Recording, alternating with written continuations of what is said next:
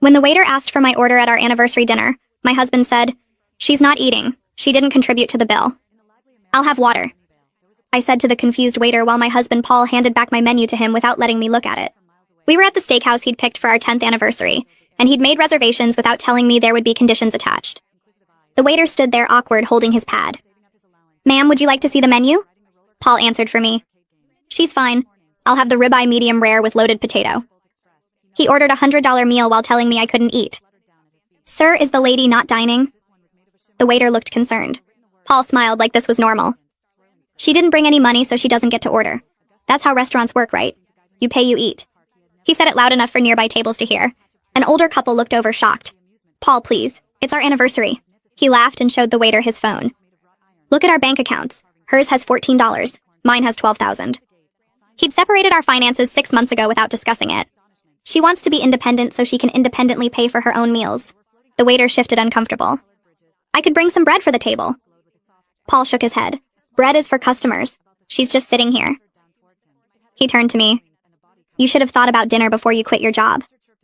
I'd been laid off, not quit, but Paul had been telling everyone I chose to be unemployed. "I was laid off, Paul. The company downsized." He waved his hand dismissive. "Successful people don't get laid off. You weren't valuable enough to keep." The couple next to us was openly staring now. The woman looked horrified. Paul noticed and spoke louder. "I'm teaching her about consequences. No contribution means no consumption."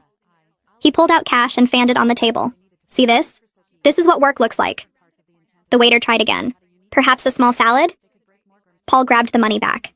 "Did you not understand? She has no money means she gets no food. It's simple economics." He looked at me. "Maybe being hungry will motivate you to find work faster."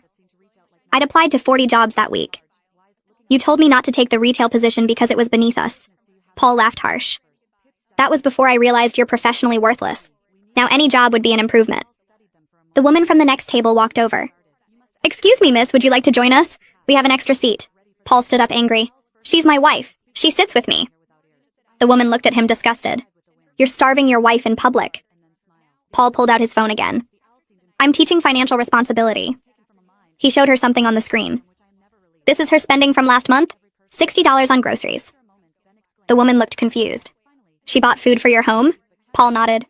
"With my money. Then she has the audacity to say she's broke." He turned back to me. "You spent my grocery money, so now you can watch me eat." The waiter left to get the manager. Paul didn't notice because he was pulling up more bank records. "Look, January, she spent $30 on gas. February, $40 on medication." He showed everyone around us. "All my money. But now suddenly she needs dinner?"